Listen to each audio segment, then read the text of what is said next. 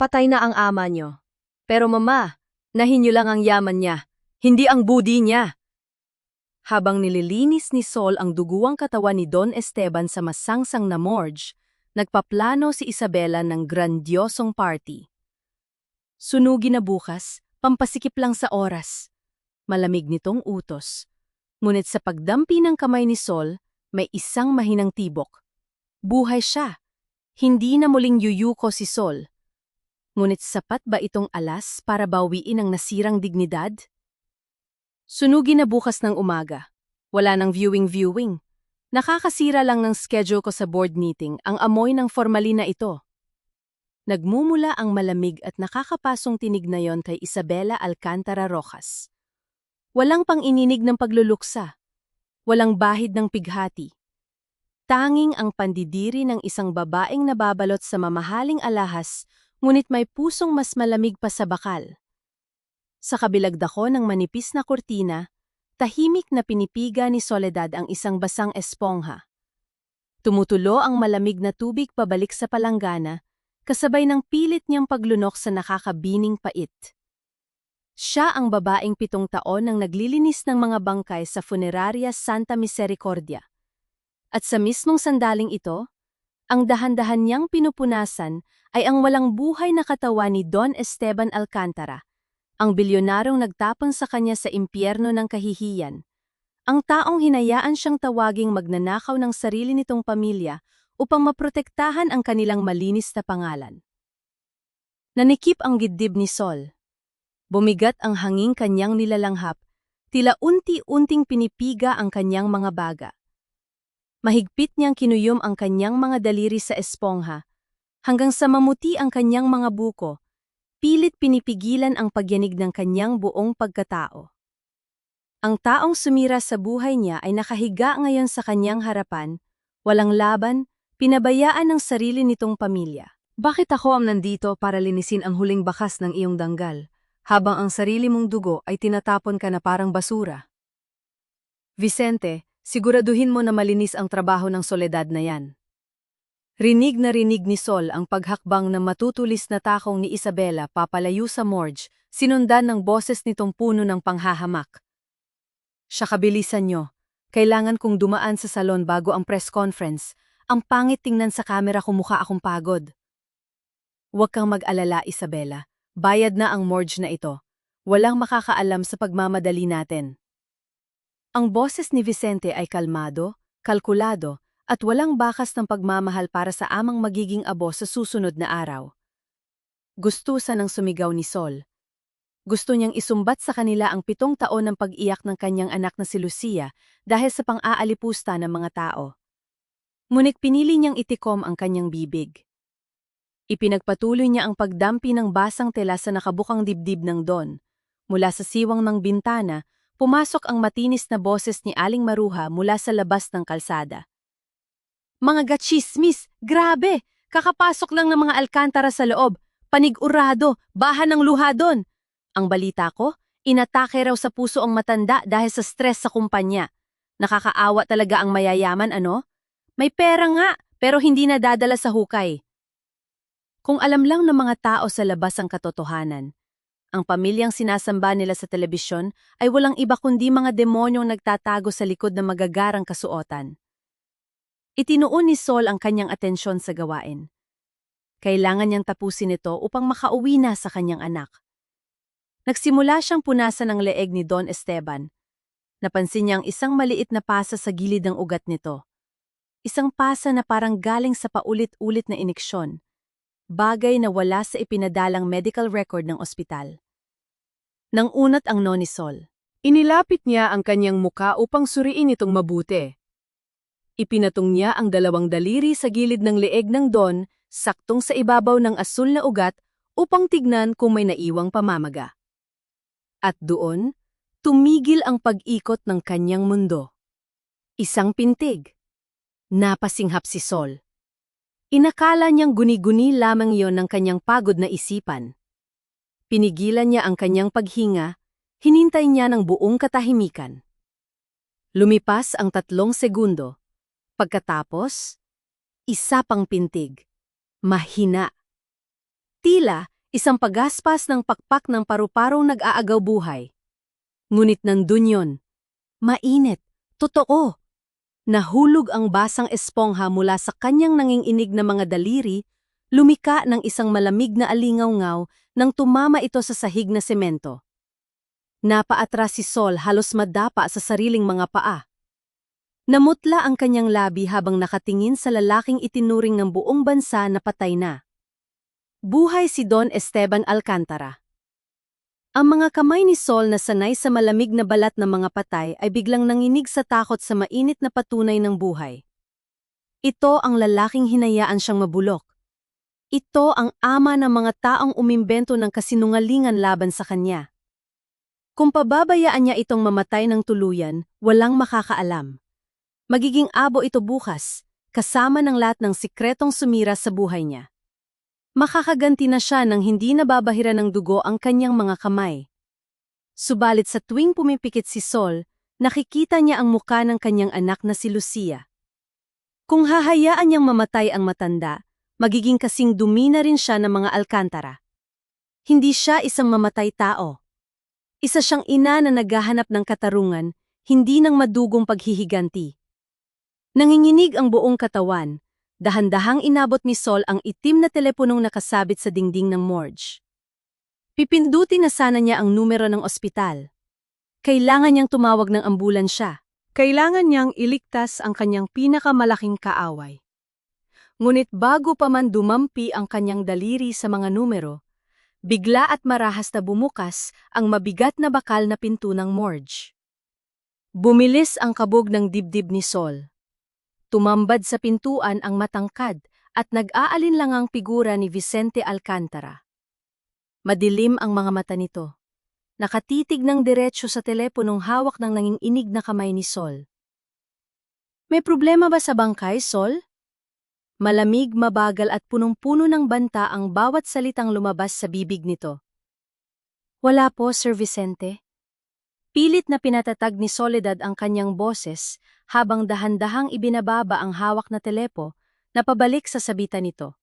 Hindi siya kumurap kahit naramdam niya ang panlalamig ng kanyang batok sa matatalim na titig ng lalaki. Tumatawag lang ako sa bodega para magtanong kung may available pa tayong pampeserba. Mabilis kasing nanunuyo ang balat ni Don Esteban. Humakbang si Vicente papalapit sa metal na lamesa kung saan nakahiga ang kanyang ama.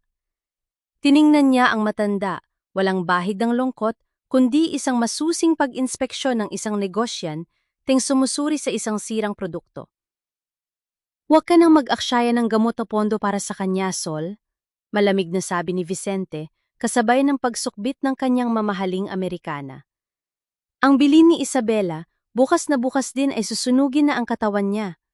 Walang sinuman ang dapat lumapit o mag-aksyaya ng oras sa kanya. Naiintindihan mo ba? Opo, Sir Vicente. Yumuko si Sol, itinatago ang nanginginig niyang mga mata sa anino. Nang marinig niya ang pagsara ng mabigat na pinto at ang paglaya ng mga yapak ni Vicente, mabilis na lumapit si Sol sa pinto upang ikandado ito. Nanlambot ang kanyang mga tuhod, ngunit pinilit niyang tumayo ng tuwid. Walang oras para maging mahina. Mabilis siyang tumakbo sa lumang telepno. Hindi siya pwedeng tumawag sa malalaking ospital. Lahat ng iyon ay pag-aari o pinopondohan ng mga Alcantara. May isang tao lamang na mapagkakatiwalaan niya sa ganitong kadiliman. Si Ney Rosa, ang retiradong doktor sa kanilang komunidad na dating nagligtas sa buhay ng kanyang anak na si Lucia nang wala silang pambili ng gamot. Makalipas ang 20 minuto, pumasok si Ney Rosa mula sa likurang lagutan ng morgue. Bitbit ang isang lumang medical bag na kupas na ang kulay. Diyos ko, Soledad. Totoo ba itong sinasabi mo? Pabulong na tanong ng matandang doktor habang nagmamadaling lumapit sa lamesa. Agad na inilabas ni Ney Rosa ang kanyang stethoscope at inilapat ito sa dibdib ni Don Esteban. Ilang segundong binalot ng nakakabining katahimikan ng silid. Unti-unting lumalim ang kulubot sa no ng manggagamot. Napakabagal, ngunit tumitibok pa. Bulong ni Ney Rosa, sabay angat ng talukap ng mata ng bilyonaryo. Sol, hindi ito simpleng atake sa puso. May lason sa sistema niya. Isang uri ng pampabagal ng tibok at pampamanhid ng utak na ibinibigay ng pautay-utay. Matagal na siyang pinapatay ng kung sino man ang nagpapakain sa kanya. Kumirot ang puso ni Sol sa narinig. Ang sariling dugo ng matanda ang dahan-dahang pumuputol sa kanyang hininga upang maangkin ang kanyang kapangyarihan. Kailangan natin siyang itago bago mag-umaga, desididong sabi ni Sol. Binuhat ng dalawang babae ang nanghihinang katawan ng Don. Sa gitna ng dilim, dinala nila ito sa lumang storage room sa pinakasulok ng morgue, isang madilim at maalikabok na bodega na puno ng mga sirang kabaong at mga lumang krusipiho. Inihiga nila si Don Esteban sa isang lumang kutsyon at tinakpan ng pinagtagpi-tagping kumot.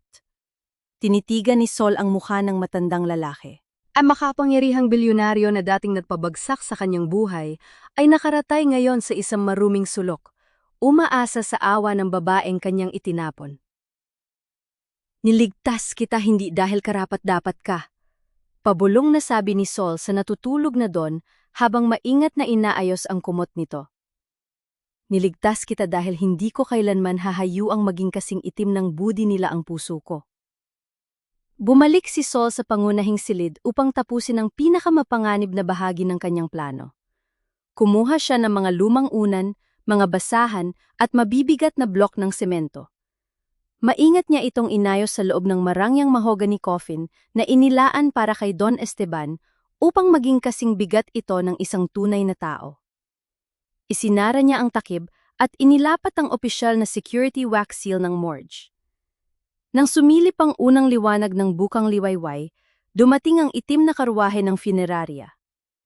Kasabay nito ang pagdating ng isang mamahaling itim na kotse kung saan bumaba si Isabela, nakasuot ng itim na belo at mamahaling sunglasses, ngunit may bahid ng inis sa kanyang muka. Ipasok na agad yan sa sasakyan. Utos ni Isabela sa mga lalaking tagabuhat. Gusto kong matapos ito bago mag-alas 10. Binuhat ng 4 na lalaki ang mabigat na kabaong at dahan-dahang inihakbang patungo sa likod ng sasakyan. Nakahinga ng maluwag si Sol habang nakatayo sa gilid. Iniisip na nagtagumpay ang kanyang panlilinlang. Ngunit bago pa man maisakay ng buo ang kabaong, biglang itinaas ni Isabela ang kanyang kamay. Teka sandali, ihinto niyo muna. Tumigil ang mga lalaki. Tumingin si Isabela sa paligid at napansing may ilang mamamahayag na nagsisimulang magtipon sa labas ng bakod. Isang mapagkunwaring ngiti ang sumilay sa kanyang labi bago pinalitan ng ekspresyon ng matinding pagdadalamhati. Nag-isip ako kagabi. Baka sabihin ng media at ng board of directors na napakasama kong anak kung hindi ko man lang masisilayan si Papa sa huling sandali. Maarating pahayag ni Isabela habang inilalabas ang kanyang telepono. Buksan ninyo ang kabaong. Gusto kong kumuha ng litrato kasama siya bago siya tuluyang maging abo. Nanigas ang buong katawan ni Soledad. Naramdaman niya ang marahas na pagbuhos ng malamig na pawis sa kanyang likod. Hawak na ni Isabela ang gintong trangka ng kabaong. Handa na itong buksan sa harap ng lahat. Huwag, Ma'am Isabela! Mabilis na humarang si Soledad. Inilagay ang kanyang katawan sa pagitan ni Isabela at ng gintong hawakan ng kabaong. Bahagyang nanlaki ang mga mata ni Isabela sa biglaang pagkilos ni Sol, bago napalitan ng labis na pandidiri at galit ang kanyang mukha. Anong karapatan mong humarang sa akin, ha? Singhal ni Isabela, marahas na iniatras ang kanyang kamay na tila ba nadapuan ng maruming insekto. Tatay ko ang nasa loob niyan. May tumagas pong chemical sa loob, ma'am. Mabilis ngunit buong tatag na paliwanag ni Sol kahit ramdam niya ang panunuyo ng kanyang lalamunan. Nagkaroon ng masamang reaksyon ang lumang pampreser basta tila ng sapin. Kapag binuksan po ninyo ang takip na yon, sasabog ang masangsang na amoy at lason sa hangin. Masisira po ang inyong mukha at mamansahan ang mamahaling damit ninyo sa harap ng mga kamera ng media. Napatitig si Isabela sa mga mamamahayag na nakatutok ang mga lentes sa kanila mula sa kabilang kalsada. Agad na nanaig ang kanyang banidad at takot sa dumi. Dahan-dahan niyang inayos ang kanyang itim na belo at naglabas ng panyong may pabango upang itakip sa kanyang ilong. Kasuklam-suklam. Nandidiring bulong ni Isabela. Isara niyo na ang pinto ng sasakyan at dalhin na agad sa krematorium. Ayokong magtagal pa sa mabahong lugar na ito. Umarangkada ang itim na karwahe. Tangay ang kabaong na walang laman, kundi mga bato at lumang unan. Nang mawala ang sasakyan sa kanto, lihim na nagpakawala ng malalim na hininga si Sol. Ngunit ang panandaliang ginhawang iyon ay agad na napawi nang bumalik siya sa loob ng morgue. Bumungad sa kanya ang nakakalat na mga gamit mula sa kanyang personal na locker. Wasak ang kandado nito. Sa gitna ng silid, nakatayo si Vicente, habang si Isabela naman ay nakahalukip-kip sa may pintuan, may mapanuyang ngiti sa kanyang mga labi. Naghahanap ka ba ng gamit mo, Soledad? Malamig na tanong ni Vicente habang naglalaro sa kanyang mga daliri ang isang mabigat na gintong singsing na may tatak ng pamilya Alcantara. Bakit niyo pinakialaman ang locker ko? Nangiinig ang boses ni Sol sa galit. Wala kayong karapatang haluhugin ang mga personal kong gamit. Karapatan? Tumawa si Isabela ng pagkakaisang tawang puno ng pang-iinsulto habang lumalapit kay Sol. Isang magnanakaw? Naghahanap ng karapatan? Tingnan mo nga itong nakuha namin sa bag mo. Ang paboritong signet ring ni Papa. Hindi akin yan. Kayo ang naglagay niyan sa gamit ko. Sigaw ni Sol. Bago pa man siya makahakbang, marahas na hinila ni Isabela ang rason ni Sol at kinaladkad siya palabas sa mismong tapat ng morgue kung saan naghihintay ang mga reporter at ang nakatutok na cellphone ni Aling Maruha. Tingnan ninyo ang babaeng ito. Umiiyak na isinumbat ni Isabela sa harap ng mga kamera, isang perpektong palabas ng isang nagluluksa, ngunit biktima ng kawalang hiyaan. 7 taon na ang nakalipas nang nakawan mo kami ng 18 milyong piso mula sa aming foundation, Soledad. Pinatawad ka ng pamilya ko. Hindi ka namin ipinakulong dahil sa awa. Pero pati ba naman ang huling alaala ng amang naghihingalo, ninakaw mo pa bago siya sunugin? Sinungaling ka, Isabela. Kayo ang nagnakaw sa sarili ninyong pondo. Depensa ni Sol. Ngunit agad siyang itinulak ng 2 malalaking gwardiya na mga Alcantara. Nalugmok si Sol sa magaspang na semento. Nabitawan niya ang maliit na picture frame na nahulog mula sa kanyang bulsa, ang larawan ng kanyang anak na si Lucia noong nagtapos ito sa elementarya. Lumapit si Isabela at nang walang pag-aalinlangan, ibinaon niya ang matulis na takong ng kanyang sapatos sa ibabaw ng larawan. Binasag ang bubog nito sa ilalim ng kanyang paa. Huwag nang dungisan ang pangalan ng mga Alcantara gamit ang marumi mong bibig, bulong ni Isabela sa kanya bago pumasok sa kanyang marangyang kotse. Tahimik na lumuhod si Sol sa maruming kalsada, sa gitna ng mga bulungan ng mga kapitbahay at sa walang humpay na pag-record ni Aling Maruha, dahan-dahang pinulot ni Sol ang basag na larawan. Bumaon ang mga bubog sa kanyang mga daliri, ngunit hindi niya naramdaman ang kirot ng dugo. Ang tanging nararamdaman niya ay ang nag-aapoy na sakit sa kanyang puso. Pagsapit ng hapon, umuwi si Sol sa maliit nilang inuupahang kwarto sa squatter, pasang ang mabigat na kahihiyan at ang mga sugat sa kanyang tuhod. Pinihit niya ang sirang seradura ng pinto, umaasang mayayakap ang anak upang humugot ng lakas. Ngunit pagbukas ng pinto, nakita niya si Lucia na nakaupo sa gilid ng kanilang lumang papag. Nakayuko ang bata, mahigpit na hawak ang isang puting papel mula sa kanyang paaralan habang nanginginig ang payat nito mga balikat sa tahimik na pag-iyak. Ma? Basag ang tinig ni Lucia nang iangat nito ang kanyang namamagang mga mata. Bakit po kumalat sa buong school na magnanakaw ka raw ng bangkay at alahas? Sinabi ng principal, bawan na raw akong pumasok simula bukas. Isang patak ng luha ang bumagsak mula sa pisngi ni Lucia. Tumama sa sulat ng suspensyon na hawak nito, unti-unting lumalaman sa bawat titik ng kanyang pangarap. Niyakap ng mahigpit ni Soledad ang umiiyak na si Lucia, ibinaon ang mukha ng anak sa kanyang dibdib upang kahit paano ay maibsan ang lamig ng mundong pilit silang dinudurog. Tahan na, anak. Tahan na. Bulong ni Sol, pinipigilan ang sarili mga luha. Hindi totoo ang sinasabi nila.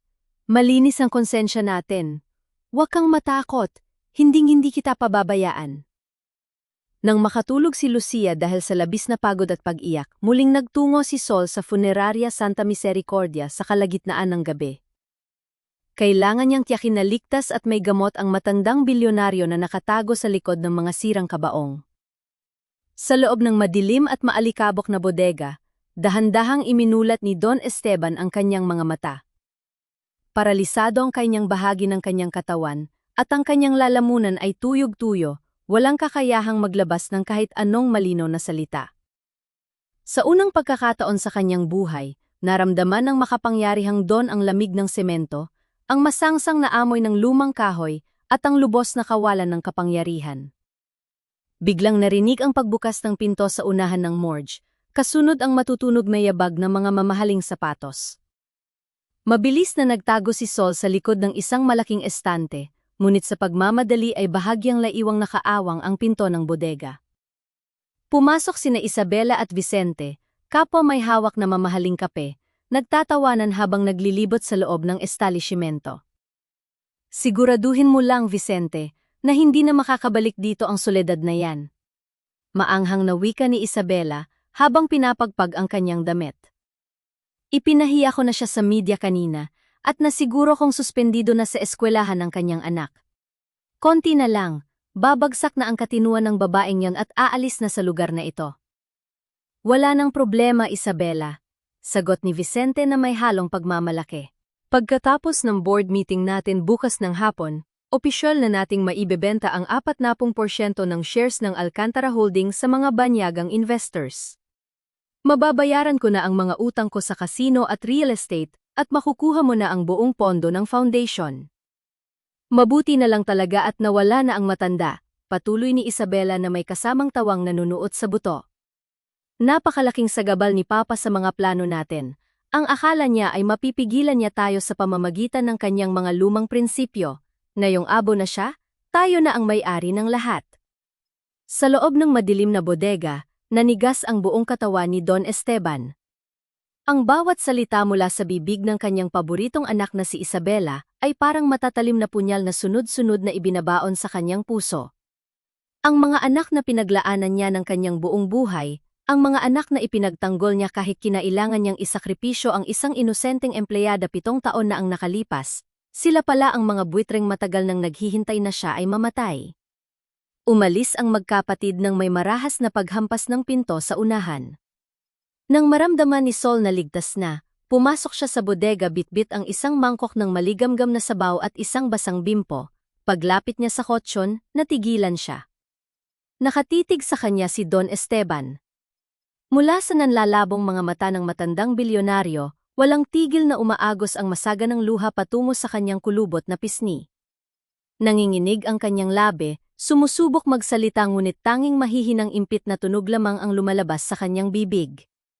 Tahimik na lumuhod si Sol sa tabi ng matanda, hindi siya nagpakita ng pangungutya, nig siya nagbitiw ng masasamang salita.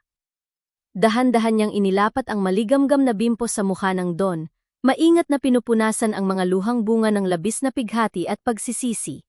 Huwag na kayong umiyak, Don Esteban. Mahinahon, nuwit may matinding bigat na sabi ni Sol habang pinupunasan ang pisngi nito. Masanay na kayo sa dilim ng bodegang ito. Dito ninyo ako itinapon 7 taon na ang nakalipas upang mapanatiling malinis ang pangalan ng pamilya ninyo. Masakit, hindi po ba? Ang malamang ang sarili mong dugo ang siyang unang magbabaon sa iyo sa hukay. Pumikit ng mariinang Don, tila hindi matagalan ang titig ng babaeng kanyang pinagkasalahan. Gamit ang nanginginig na kaliwang kamay, pilit na ibinaon ni Don Esteban ang kanyang mga kuko sa maalikabok na semento sa sahig. Gumawa siya ng mga gasgas, pilit na binubuo ang ilang mga titik. Nanggunot ang noni Sol at tiningnan ng sahig. Isang pangalan ang sinusubukang isulat ng matanda sa alikabok. A-R-R-I-O-L-A. Bago pa man maintindihan ni Sol kung ano ang ibig sabihin ng pangalang yon, binalot ng marahas at sunod-sunod na pagkalampag ang pangunahing pinto ng morgue. Ang tunog ng mabigat na kahoy na pinupukpok mula sa labas ay umalingaw-ngaw sa buong gusali. Soledad Santillan! Buksan mo ang pinto! Isang maautoridad na boses ng babae ang sumigaw mula sa labas, sinabayan ng boses ng mga opisyal ng barangay. Mga kinatawan kami ng Department of Social Welfare and Development kasama ang mga alagad ng batas. May porma na reklamo laban sa iyo ukol sa pagpapabaya at paglalagay sa matinding panganib sa iyong menor de edad na anak na si Lucia. Mabilis na tinakpan ni Soledad ang pinto ng bodega bago nagmamadaling lumabas sa harapan ng morgue. Pagbukas niya ng trangkahan, bumungad sa kanya ang 2 opisyal ng Department of Social Welfare and Development kasama ang 3 barangay tanod at ilang kapitbahay na nag-uusyoso sa ilalim ng malamlam na ilaw ng post. "Kayo ba si Soledad Santillan?" Tanong ng punong social worker habang hawak ang isang makapal na folder. "Nakatanggap kami ng formal na ulat na ang iyong menor de edad na anak na si Lucia ay naninirahan sa isang hindi ligtas na pasilidad, napapaligiran ng mga kemikal at patay, at ikaw ay nahaharap sa panibagong kaso ng pagnanakaw." "Hindi totoo yan!" Depensa ni Sol pilit pinapatatag ang kanyang boses kahit kumakabog ang kanyang dibdib. "Nasa maayos na kalagayan ng anak ko, nag-aaral siya ng mabuti at hinding-hindi ko siya pinapabayaan." Mula sa likuran ng mga tanod, dinala ng isa pang social worker si Lucia na namumutla at mahigpit na nakayakap sa kanyang lumang bag. "Ma!" Umiiyak na sigaw ni Lucia nang makita ang ina, agad itong nagpumiglas at tumakbo upang yumakap sa bayang ni Sol. "Bibigyan ka namin ng 24 na oras para patunayan na may maayos kayong matitirhan at may sapat kang kakayahan bilang magulang," mariing sabi ng social worker bago pumasok sa kanilang sasakyan. "Kung hindi, mapipilitan kaming dalhin si Lucia sa pasilidad ng gobyerno bukas ng hapon." Nang umalis ang mga taga-barangay at social workers, isang marangyang itim na SUV ang dahan-dahang huminto sa tapat ng morgue. Bumaba si Isabela, elegant sa kanyang itim na bestida, ngunit may mapanuyang ngitis sa kanyang mga labi habang pinagmamasdan ang putik sa paligid. "Tingnan mo nga naman ang bagsak mo, Soledad," wika ni Isabela, habang dahan-dahang lumalapit hawak ang isang puting sobre. Isang ina na mawawala ng anak dahil sa sarili niyang katigasan ng ulo. "Ikaw ang may gawa nito, Isabela," mariing sagot ni Sol, habang itinatago si Lucia sa kanlikuran. "Ginamit mo ang gobyerno para gipitin kami." "Ginagawa ko lang kung ano ang makakabuti sa bata," pagmamatigas ni Isabela, punang ng wad na malasakit ang kanyang tinig. "Pero mabait ako, narito ang kasunduan. Pirmahan mo ang pormal na pag-amin na ikaw ang nagnakaw ng 18,000,000 taon na ang nakalipas at ibigay mo sa akin ang titulo ng maliit na lupang iniwan ng nanay mo sa probinsya. Kapag ginawa mo yan, babawiin ko ang reklamo sa DSWD. Makakasama mo pa ang anak mo." Tinitigan ni Sol ang dokumento. Ang lupang yon ang tanging alaala ng kanyang yumong ina, at ang pagpirma sa pag-amin ay tuluyang magbabaon sa kanya sa putik habang buhay. Ngunit ang mawala si Lucia, yon ang kamatayang hindi niya kakayanin. Naginig ang mga tuhod ni Sol. Dahan-dahan siyang yumuko, handa nang lumuhod sa putikan sa harap ni Isabela upang magmakaawa para sa kanyang anak. Subalit bago pa man lumapat ang tuhod ni Sol sa lupa, mahigpit na hinawakan ni Lucia ang kanyang braso at buong lakas siyang hinila paitaas. "Huwag, ma!" Umiiyak ngunit buong tatag na sigaw ni Lucia, nanginginig ang boses ngunit tagliliyab ang mga mata. "Huwag kang luluhod sa demonyo. Mas pipiliin kong pumunta sa ampunan kaysa makita kang yumuyuko sa taong sumira sa danggal natin." Natigilan si Sol. Tiklengan niya ang mukha ng kanyang anak. Sa murang edad nito, mas pinili ni Lucia ang danggal kaysa sa ginhawa ng kasinungalingan. Dahan-dahang tumayo ng tuwid si Soledad. Nawala ang takot sa kanyang mukha, napalitan ng isang malamig at matalim na determinasyon. Tinitigan niya si Isabela ng diretso sa mga mata. "Hinding-hindi ko pipirmahan ang kasinungalingan mo, Isabela," malamig na sabi ni Sol. "Umalis ka sa harap namin bago ko ipagsigawan sa buong kalsada kung anong uri kang anak." Nanggalaiti sa galit si Isabela. "Pagsisisihan mo ito, Soledad. Bukas mawawala sa iyo ang lahat." Padabog itong pumasok sa kanyang sasakyan at pinaharurot ito paalis. Pagsapit ng hating gabi, Nag-iimpak si Sol sa madilim na eskinita sa likod ng morgue. Kailangan niyang ilipat si Don Esteban at itago si Lucia sa malayong lugar bago dumating ang DSWD. Hawak niya ang lumang maleta nang biglang may humarang sa kanyang dinaraanan mula sa dilim ng eskinita. Isang matangkad na babaeng nakasuot ng formal na trench coat at salamin sa mata ang humakbang papalapit sa ilalim ng ilaw ng poste. "Huwag kang tumakas, Soledad," wika ng babae sa isang kalmado, ngunit makapangyarihang tinig. Hindi pagtakbo ang sagot. "Sino ka? Anong kailangan mo sa amin?" Alertong tanong ni Sol, inihanda ang sarili niya sa anumang banta. Inalis ng babae ang kanyang salamin, inilantad ang matatalim na mga mata na may kakaibang pagkakahawig sa isang taong kilalang-kilala ni Sol. "Ako si Catalina Ariola." Sagot ng babae, sabay pakita ng isang makapal na audit file.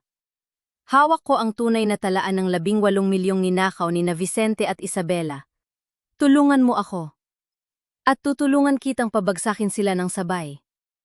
Pinapasok ni Soledad si Catalina sa loob ng tahimik na opisina ng morgue, ngunit nanatiling maingat ang kanyang mga mata. Bawat kilos ng babae ay kanyang binabantayan. "Paano ako makakasiguro na hindi ka ipinadala ni Isabela para tuluyang kaming ilubog?" Matigas na tanong ni Sol habang nakatayo sa tapat ng lumang mesa. Hindi sumagot si Catalina sa pamamagitan ng salita. Sa halip, inilapag niya sa ibabaw ng mesa ang isang makapal na folder na naglalaman ng mga orihinal na bank transaction logs mula sa nakaraang 7 taon. "Tingnan mo ang mga IP address na ginamit sa paglilipat ng 18 milyon. Paliwanag ni Catalina, itinuturo ang mga numero sa papel. "Lahat ng transaksyon ay ginawa mula sa pribadong opisina ni Vicente habang ikaw ay nakaratay sa ospital dahil sa matinding pulmonya ng anak mo. Alam kong may mga kopya ka ng hospital records ni Lucia. Kapag pinagsama natin ang mga ito, mapapatunayan nating pinek ang iyong electronic signature." Kinuha ni Sol ang mga papel. Sa unang pagkakataon sa loob ng 7 taon, nakakita siya ng opisyal na dokumentong nagpatunay sa kanyang kawalang sala. Kumabog ang kanyang dibdib sa pinaghalong galit at pag-asa, subalit bago pa man makapagsalita si Sol, isang mahinang pag-ubo ang umalingaw-ngaw mula sa likod ng lumang kahoy na partisyon sa sulok ng bodega. Nalipat ang tingin ni Catalina sa pinagmulan ng tunog. "May tao ba dyan?" "Wala, lumang pusa lang yon." Mabilis na sagot ni Sol at sinubukang humarang sa daraanan ni Catalina, ngunit mabilis ang mga hakbang ni Catalina. Buong lakas niyang hinawi ang lumang kurtina at itinulak ang pinto ng tagong bodega. Sa ilalim ng malamlam na dilaw na bumbilya, tumambad sa kanya ang anyo ni Don Esteban na nakahiga sa manipis na kutsyon, bahagyang gumagalaw ang nanginginig na mga kamay. Naniga si Catalina sa kanyang kinatatayuan, nabitawan niya ang kanyang mamahaling bag, at ang kanyang mga mata ay nanlaki sa labis na pagkabigla. "Diyos ko!" Nanginginig ang boses ni Catalina, unti-unting napupuno ng luha ang kanyang mga mata. "Buhay ka!" Dahan-dahang lumapit si Catalina sa tabi ng kutsyon, nang makita siya ni Don Esteban, pilit na ibinuka ng matanda ang kanyang bibig. Isang pamilyar na kislap ng lungkot at hiya ang sumilay sa mga nanlalabong mata ng bilyonaryo. Lumuhod si Catalina sa maruming sahig, hinawakan niya ang nanghihinang kaliwang kamay ng Don, ang mga kamay na kailanman ay hindi humawak sa kanya sa harap ng publiko, ang mga kamay na nagtago sa kanya sa anino ng lipunan sa loob ng 39 na taon. "Papa," humahagulgol na sambit ni Catalina, ibinabaon ang kanyang no sa malamig na palad ng matanda. "Bakit dito ka dinala ng sarili mong kapalaran?" Napatakip ng bibig si Soledad. Sa isang iglap, nagtugma ang lahat sa kanyang isipan. Ang apelyidong Ariola na isinulat ng Don sa alikabok, ang matatalim na hugis ng mukha ni Catalina, at ang pait sa boses nito. Si Catalina ay ang anak sa labas ni Don Esteban, ang batang itinago upang maprotektahan ang wad na imahe ng pamilya Alcantara. 3 dekada akong nabuhay na parang multo, Sol. Wika ni Catalina nang mag-angat ito ng mukha, pinapahid ang kanyang mga luha habang nakatitig sa amang hindi makapagsalita. "Pinag-aral niya ako sa pinakamagagandang eskwelahan, binigyan ng pera, ngunit ipinagkait sa akin ang kanyang apelyido. Sinabi niya noon na para sa danggan ng pamilya. Pero tingnan mo ang mga anak niyang lehitimo. Sila ang lumason sa kanya. Tiningnan ni Sol ang dalawang taong nasa kanyang harapan. Naramdaman niya ang matinding kirot sa kanyang puso. Silang dalawa ni Catalina ay kapwa naging biktima ng parehong kasinungalingan. Anong balak mo ngayon, Catalina? Tanong ni Sol, lumalambot ang tono ng kanyang pananalita. Tumayo si Catalina at muling pinatatag ang kanyang sarili. Kinuha niya ang kanyang bag at hinarap si Sol ng may panibagong apoy sa kanyang mga mata. Nasa main server ng Alcantara Holdings ang huling piraso ng ebidensya. Ang video recording ng araw na inilipat ni Vicente ang pera at ang binagong trust fund bago lasunin si Papa. Seryosong pahayag ni Catalina. May master keycard ako sa building, ngunit kailangan ko ng kasama para makapasok sa executive floor nang hindi napapansin ng security. Tinitigan siya ni Sol. Kailan natin gagawin? Bukas ng gabi. Malamig na tugon ni Catalina. Bago ang formal na pagpirma ng bentahan ng kumpanya, doon natin tatapusin ang kasamaan nila.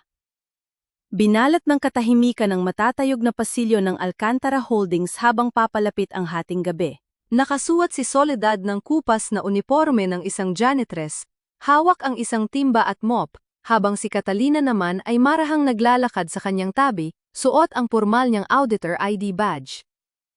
Nang marating nila ang 35 palapag, kung saan matatagpuan ang executive office ni Vicente, mabilis na idinikit ni Catalina ang kanyang master keycard sa electronic lock. Isang mahinang berdeng ilaw ang sumiklab bago tuluyang bumukas ang mabigat na pinto.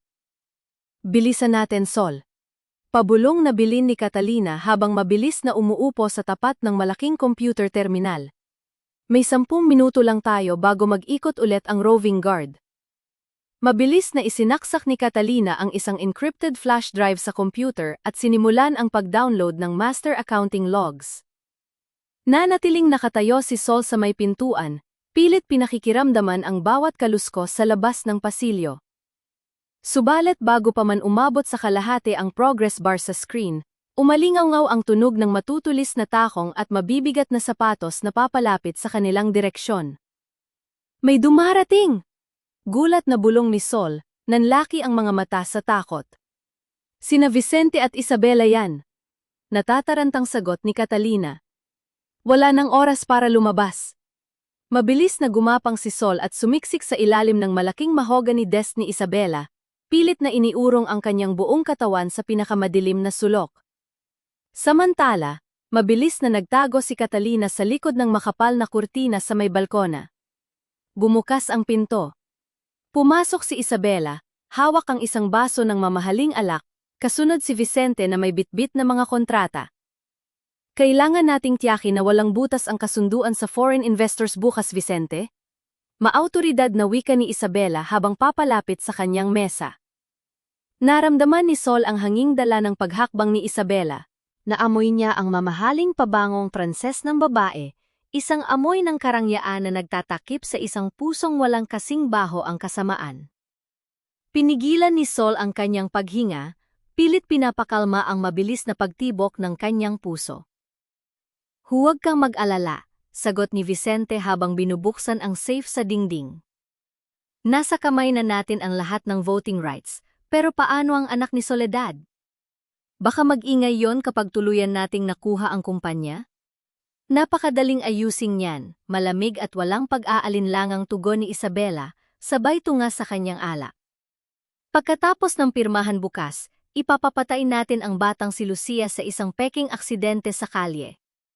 Kapag nawala ang anak niya, tuluyan ng mababaliw ang babaeng yon, walang maniniwala sa isang baliw na ina. Sa ilalim ng mesa, naramdaman ni Sol ang pagragasa ng matinding poot sa kanyang kalamnan. Kinuyom niya ang kanyang mga kamao hanggang sa mabaon ang kanyang mga kuko sa sariling palad. Handa siyang magtiis ng kahit anong hirap, ngunit ang marinig na planong kitlin ang buhay ng kanyang walang malay na anak ay nagpasiklab ng apoy na hindi kailanman mapapatay ng kahit anong takot. Kinuha ni Vicente ang mga kailangan niyang dokumento. Halika na sa conference room, naghihintay na ang mga abogado. Nang muling maisara ang pinto at tuluyang lumayo ang mga yabag, dahan-dahang lumabas si Sol mula sa ilalim ng mesa, nanginginig sa labis na galit. Lumabas din si Catalina mula sa likod ng kurtina. Hawak na nito ang flash drive na naglalaman ng lahat ng ebidensya. Ngunit may isa pa itong hawak, isang makapal na Manila envelope na nakuha nito mula sa lihim na drawer ni Vicente. Nakabalandra sa ibabaw ng folder ang mga katagang nakasulat sa sariling sulat kamay ni Don Esteban, Catalina Ariola, Legitimation and Trust Allocation. Napatitig si Catalina sa folder. Nanlaki ang kanyang mga mata habang binabasa ang unang pahina.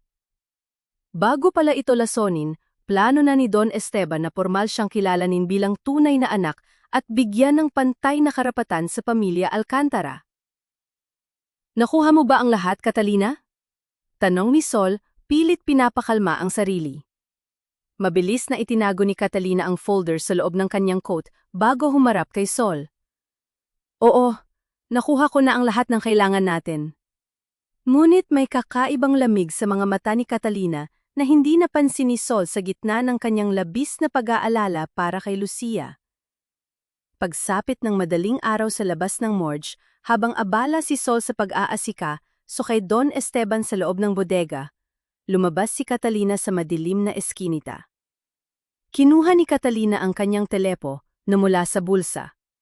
Tinitigan niya ang Manila envelope na naglalaman ng kanyang pangarap na maging isang lehitimong Alcantara. Sa kanyang isipan, naisip niya, bakit siya makikipaglaban para sa isang mahirap na husti? Siya kung maaari naman niyang makuha ang buong kayamanan sa pamamagitan ng pakikipagkasundo. Pindot ni Catalina ang numero ni Isabela. Nang sagutin ito sa kabilang linya, huminga ng malalim si Catalina at nagsalita sa isang malamig na tinig. Isabela, ako si Catalina. Hawak ko ang nag-iisang flash drive ng mga ebidensya na pwedeng sumira sa inyo bukas. Mag-usap tayo. Sa loob ng isang eksklusibo at marangyang lounge sa Bonifacio Global City, nagtagpo ang dalawang magkapatid sa magkaibang ina.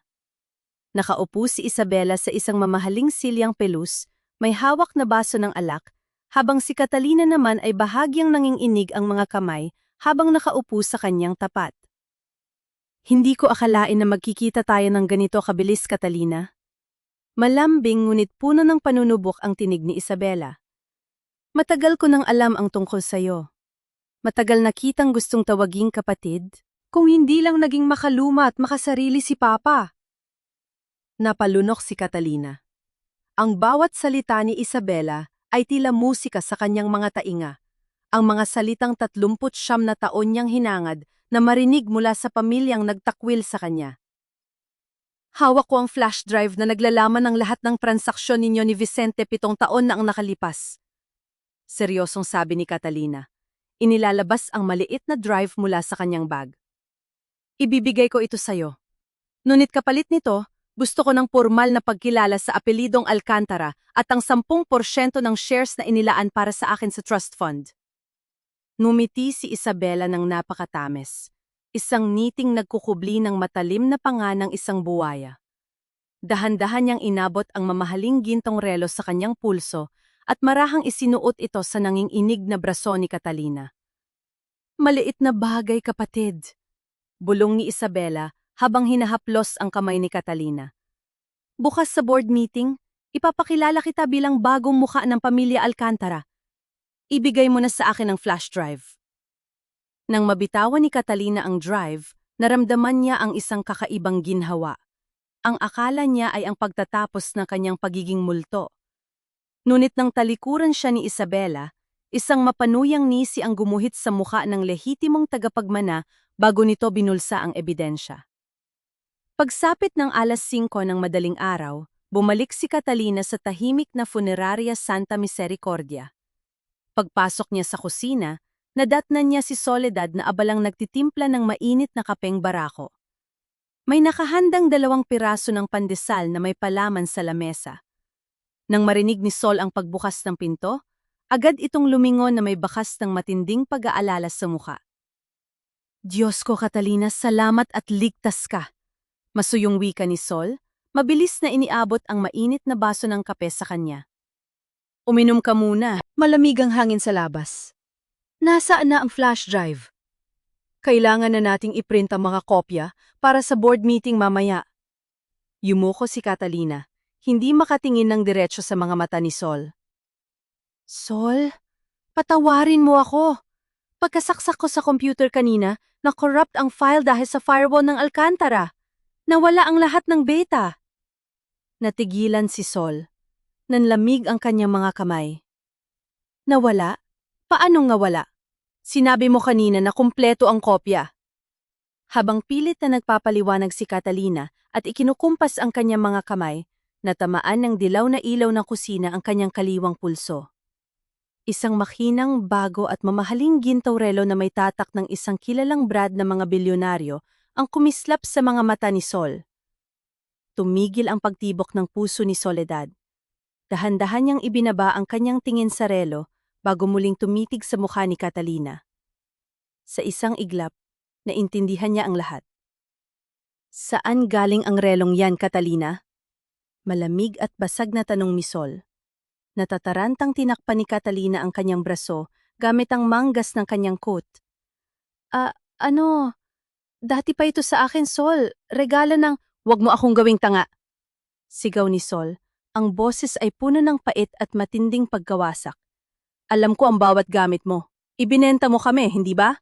Ibinenta mo ako at ang anak ko kay Isabela kapalit ng isang relong ginto at ng isang wad na pangako. Sol, kailangan mo akong intindihin. Umiiyak na depensa ni Catalina, pilit na hinahawakan ng balikat ni Sol. Buong buhay akong itinago. Gusto ko lang maranasan kung paano maging isang tunay na anak. Gusto ko lang makuha ang nararapat sa akin. Sa pamamagitan ng pagbabaon sa amin sa hukay? Matalim na sagot ni Sol. Marahas na iwinaksi ang mga kamay ni Catalina. Ibinenta mo ang iyong kaluluwa para sa isang pamilyang kailanman ay hindi ka ituturing na tao. Lumayas ka rito, Catalina. Lumayas ka bago ko makalimutang tao ka rin. Nanginginig na umatras si Catalina at nagmamadaling tumakbo palabas ng morgue sa gitna ng kadiliman. Naiwan si Sol na mag-isa sa malamig na kusina. Tinitigan niya ang baso ng mainit na kape na buong pagmamahal niyang inihanda para sa babaeng inakala niyang magiging kapatid niya sa laban. Tahimik na lumapit si Sol sa lababo at nang walang panging-ini, dahan-dahan niyang ibinuhos ang kape sa maruming lababo hanggang sa maubos ang bawat patak nito. Nang sumikat ang araw, hindi na nagkaroon ng pagkakataon si Sol na magluksa sa panibagong pagtataksil. Ang tunog ng sunod-sunod na sirena ng pulis ay bumasag sa katahimikan ng buong barangay. 3 mobile cars ang huminto sa harap ng morgue, kasunod ang kotse ni Vicente Alcantara. Bumaba ang 6 na armadong pulis, kasama ang isang piskal. Mabilis nilang pinalibutan si Sol na noon ay nagwawalis sa harapan. Soledad Santillan! Malakas na anunsyo ng hepe ng pulisya habang inilalabas ang isang warrant of arrest. Inaaresto ka sa kasong extortion, grave coercion at paglabag sa probation batay sa formal na reklamo ni Gino ang Vicente Alcantara. Lumabas si Lucia mula sa loob ng bahay, umiiyak at sumisigaw habang pilit na humahawak sa kanyang ina. Ma! Wag po! Bitawan niyo ang nanay ko! Lumapit si Vicente, nakapamulsa, may ngiti ng isang tagumpay na demonyo sa kanyang labi. Sabi ko sa'yo, Sol, hindi ka nababagay sa mundong ito. Sa kulungan ang tunay mong tahanan. Binalot ng malamig na bakal ng posas ang mga pulso ni Soledad sa harap ng buong kapitbahayan, habang ang cellphone ni Aling Maruha ay patuloy na kumukuha ng bawat segundo ng kanyang pinakamatinding kahihiyan. Nakatitik si Soledad sa maruming semento ng selda, habang ang malamig na simoy ng hangin ay pumapasok mula sa makakapal na rehas na bakal. Bawat segundo na lumilipas ay tila isang matalim na karayom na tumutusok sa kanyang dibdib. Hindi ang lamig ng kulungan o ang pangungutya ng ibang mga preso ang pumapatay sa kanya, kundi ang alaala ng pagsusumamo ni Lucia habang pilit itong hinihiwalay sa kanya ng mga tauhan ng DSWD. Wala na ang kanyang anak sa kanyang piling. Sa madilim na bodega ng morgue, nanginginig ang buong katawan ni Don Esteban habang pinupunasan ni Nay Rosa ang kanyang noo. Narinig ng matandang bilyonaryo ang bawat detalye ng nangyari mula sa matandang doktor. Ang babaeng nagligtas sa kanyang buhay. Ang babaeng walang ibang hinangad, kundi ang protektahan ang sariling anak ay nasa likod na ngayon ng mga rehas dahil sa kasakiman ng kanyang sariling dugo. Walang tigil ang pag-agos ng luha sa mga mata ng Don, ngunit wala siyang lakas upang sumigaw. Walang boses upang ipagtanggol ang katarungan. Ang kanyang katahimikan 7 taon na ang nakalipas ang siyang nagluwal sa halimaw na sumisira ngayon sa mga inosente. Bumukas ang bakal na pinto ng detention center, kasunod ang tunog ng matutulis na takong.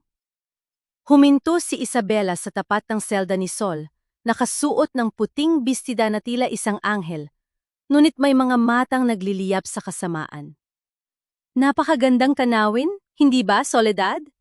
Mapanuyang wika ni Isabela habang nag-aalis ng alikabok sa kanyang mamahaling lace handkerchief. Diyan ka talaga nababagay. Sa madilim, mabaho at maruming sulok. Ang mga tulad mong hampaslupa, kapag sinubukang lumipad ng mataas, lalong sumasadsad sa burak. Tumingin si Sol kay Isabela. Wala nang luhang lumabas sa kanyang mga mata. Tanging isang malamig na katahimikan ang sumalubong sa mga panlalait ng tagapagmana. Wala kang puso, Isabela? Mahinahon ngunit matalim na sagot ni Sol. Ginamit mo ang kapangyarihan mo para kunin ang isang anak mula sa kanyang ina. Balang araw, sisingilin ka ng langit sa bawat luhang pinatulo mo. Tumawa si Isabela ng pagak. Ang langit? Walang pakialam ang langit sa mga taong walang pera, Sol. Bukas, pagmamay-ari na namin ang buong Alcantara Empire at ang anak mo dadalhin sa isang ampunan sa malayong probinsya kung saan hinding-hindi mo na siya mahahanap. Nang umalis si Isabela, dinala ng isang babaeng pulis si Lucia sa visitation area. May 5 minuto lamang sila bago tuluyang ilipat ang bata sa pansamantalang kustudiya ng DSWD. Mabilis na lumapit si Lucia sa mga rehas.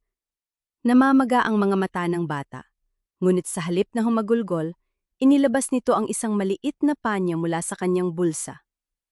Ipinasok ni Lucia ang kanyang payat na kamay sa pagitan ng malamig na bakal upang marahang punasan ng maruming pisngi ng kanyang ina. Huwag kang umiyak, ma. Basag man ang boses ay buong tatag na sabi ni Lucia. Alam ko kung sino ka. Alam kong malinis ang mga kamay mo. Maghihintay ako sa iyo kahit gaano katagal. Huwag kang susuko sa kanila. Naramdaman ni Soledad ang pagdurog at muling pagkabuo ng kanyang puso sa mga salita ng kanyang anak. Ang takot na nagpaparalisa sa kanya ay tuluyang naglaho, pinalitan ng isang matigas at hindi mababaling paninindigan. Hindi na siya iiyak. Hindi na siya magmamakaawa. Tatapusin niya ang laban na ito hanggang sa huling patak ng kanyang hininga. Makalipas ang 2 oras, biglang pumasok ang jail warden. Soledad Santillan, mag-impake ka na. Nakapagpiyansa ka na. Nagulat si Sol. Wala siyang pera at wala siyang kamag-anak na may kakayahang magbayad ng ganoon kalaking halaga sa loob lamang ng ilang oras. Sino ang nagbayad ng kanyang kalayaan? Nang lumabas si Sol sa tarangkahan ng presinto, sinalubong siya ng nakasisilaw na sikat ng araw at nang humahangos na si Aling Maruha. Hawak ng matanda ang kanyang cellphone na patuloy na nagre-record. Ngunit sa pagkakataong ito ay may bakas ng matinding pagkabahala sa mukha nito. Sol? Diyos ko, salamat at nakalabas ka na! Sigaw ni Aling Maruha habang mabilis na itinututok ang screen ng kanyang telpom na sa mukha ni Sol. Kailangan mong mapanood ito ngayon din. Ang babaeng si Catalina na nagpunta sa morgue kagabi, winasak at ipinahiya ni Isabela sa live television sa harap ng buong bansa. Napatitig si Soledad sa kumikislap na screen kung saan kitang-kita ang nagaganap na kaguluhan sa Marang, yung grand ballroom ng isang 5-star hotel. Nakatutok ang mga mata ni Soledad sa maliit na screen ng telpong ni Aling Maruha habang ipinapakita ang Marang, yung grand ballroom ng Manila Hotel. Daan-daang mamamahayag ang nagtitipon sa ilalim ng nagnaningning na mga chandelier habang si Isabela ay nakatayo sa likod ng podium, nakasuot ng eleganteng itim na ternong seda, hawak ang isang mikropon. Gusto kong ipaalam sa buong sambayanan, simula ni Isabela, pilit na pinapaluha ang kanyang mga mata upang magmukhang nagdadalamhating anak. Na upang mapanatiling buhay ang legacy na ng aking yumaong ama na si Don Esteban, pormal ng pinagkasunduan ng Board of Directors na ibenta ang 40% ng Alcantara Holdings sa ating mga banyagang katuwang. Sa gilid ng entablado, dahan-dahang lumabas si Catalina, nakasuot ng pormal na kasuotan at may hawak na folder, may pananabik at kaba sa kanyang muha. Handa na siyang humakbang papalapit sa podium upang pormal na tanggapin ang ipinangakong pagpapakilala sa kanya bilang kapatid. Subalit nang makalapit si Catalina sa mikropon, biglang nagbago ang anyo ni Isabela. Nawala ang lambing sa kanyang muha, napalitan ng isang mapanirang galit. At nais ko ring gamitin ang pagkakataong ito upang linisin ang aming pangalan. Malakas at mariing sigaw ni Isabela sa harap ng mga kamera, sabay turo kay Catalina. Ang babaeng ito, si Catalina Ariola, ay isang baliw na auditor na matagal lang nangingikil sa aming pamilya. Sinamantala niya ang pagkamatay ni Papa upang magpanggap na anak sa labas at pekein ang mga dokumento ng aming trust fund. Nanigas si Catalina sa kanyang kinatatayuan, namutla ang kanyang muka at ang kanyang mga labi ay nanginginig sa matinding pagkagimbal. Isabela, anong sinasabi mo? Pautal-utal na tanong ni Catalina habang nakatutok ang daan-daang flash ng kamera sa kanyang muka. Tayo ang nag-usap kagabi. Ibinigay ko sa iyo ang lahat. Wala akong kapatid na tulad mo. Bulyaw ni Isabela, sabay hagis ng isang peking medical report sa mismong muka ni Catalina. Isa kang manloloko. Guardia, ilabas ang babaeng yan bago ko siya ipakulong. Mabilis na sinunggaban ng 4 na malalaking security guards si Catalina. Walang awang hinawakan ang kanyang mga braso at kinaladkad siya pababa ng entablado. Sa gitna ng kanyang pagpupumiglas at pag-iyak, nahulog mula sa kanyang buhok ang mamahaling hairclip na pinalamutian ng mga peking perlas. Tumama ito sa karpet at walang pakundangang nayapakan ng naguunahang mga cameraman na durog sa ilalim ng kanilang mabibigat na sapatos. Sa madilim na bodega ng morgue, narinig ni Don Esteban ang buong pangyayari mula sa lumang transistor radio na nakapatong sa tabi ng kanyang higaan. Bumigat ang paghinga ng matandang bilyonaryo. Ang panginginig ng kanyang katawan ay umabot sa sukdulan. Sa labis na galit at pighati sa ginawa ng kanyang paboritong anak sa kanyang kadugo, kinagat ni Don Esteban ang kanyang sariling ibabang labi hanggang sa maramdaman niya ang maligamgam at maalat na lasa ng dugo na pumatak sa kanyang baba. Pagsapit ng gabi, bumuhos ang isang napakalakas na ulan sa buong Kamaynilaan.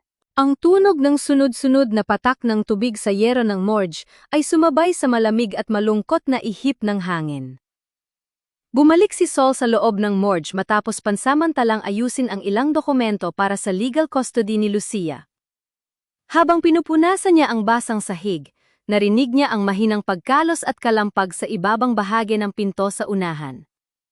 Dahan-dahang lumapit si Sol at binuksan ang trangka. Nalaglag ang hawak na basahan ni Sol nang tumambad sa kanya ang anyo ng taong nasa labas. Nakaluhod sa gitna ng bumubuhos na ulan at umaagos na putik si Catalina. Basang-basa ang kanyang buong katawan, gulo-gulo ang buhok, at ang kanyang mukha ay puno ng mga gasgas at luhang humahalo sa maruming tubig ulan. Wala na ang mamahaling gintong relo sa kanyang braso. Binawirin ito ni Isabela bago siya ipatapon sa kalsada. Nanginginig ang mga labi ni Catalina, dahan-dahang itinaas ang kanyang mga nanginginig na kamay patungo kay Sol. Sol? Basag, pause, at halos mawalan ng hininga ang tinig ni Catalina habang nakaluhod sa putikan. Patawarin mo ako, Sol. Wala na akong pupuntahan. Tinitigan ni Soledad ang babaeng nakaluhod sa putikan sa ilalim ng rumaragasang ulan. Sa loob ng 7 taon, natutunan ni Sol na patigasin ang kanyang puso laban sa mundong walang ibang ginawa kundi saktan siya. Ngunit nang makita niya ang panginginig ng mga balikat ni Catalina, ang dugo sa noo nito, at ang pighati sa mga mata ng isang anak na ginamit at itinapon, na naig ang kanyang pagiging tao. Iniunat ni Sol ang kanyang kamay, mahigpit na hinawakan ang basabraso ni Catalina, at buong lakas itong hinila papasok sa loob ng morgue. Isinara ni Sol ang pinto laban sa bagyo, Kumuha siya ng isang tuyong tuwalya at marahang ibinalot ito sa nanginginig na katawan ni Catalina. Bakit mo ako pinapasok, Sol? Umiiyak na tanong ni Catalina habang nakaupo sa sahig, yakap-yakap ang kanyang mga tuhod. Ipinagkanulo kita. Karapat dapat ako mamatay sa lamig sa labas. Dahil alam ko ang pakiramdam ng maniwala sa mga kasinungalingan ng mga Alcantara. Mahinahon, ngunit may matinding pait na tugon ni Sol. Ginamit ka nila, Catalina, tulad ng ginawa nila sa akin 7 taon na ang nakalipas. Dilala ni Sol si Catalina sa loob ng tagong bodega. Nang makita ni Catalina si Don Esteban na gising at nakatitig sa kanya, muling bumuhos ang kanyang mga luha. Lumuhod siya sa tabi ng higaan at hinawakan ng nanginginig na mga daliri ng kanyang ama. Papa, patawarin mo ako. Humahagulgol na bulong ni Catalina. Nabulag ako sa kagustuhang tawagin nilang kapamilya. Hindi ko nakitang ikaw lang pala ang nag-iisang magpahalaga sa akin. Dahan-dahang ipinikit ni Don Esteban ang kanyang mga mata, kasabay ng pagpatak ng isang mainit na luha sa kanyang pisini. Bahagyang gumalaw ang kanyang mga daliri upang dampian ang basang buhok ni Catalina, isang tahimik na pagpapatawad mula sa isang amang labisting nagsisisi sa kanyang mga naging pagkukulang. Pinahig ni Catalina ang kanyang mga luha at tumayo. Kinuha niya ang kanyang basang trench coat at gamit ang isang maliit na gunting, ginupit niya ang tahi sa pinakaloob na bahagi ng kwelyo. Mula roon, inilabas niya ang isang maliit na itim na aparato, isang Physical Master Hardware Security Token.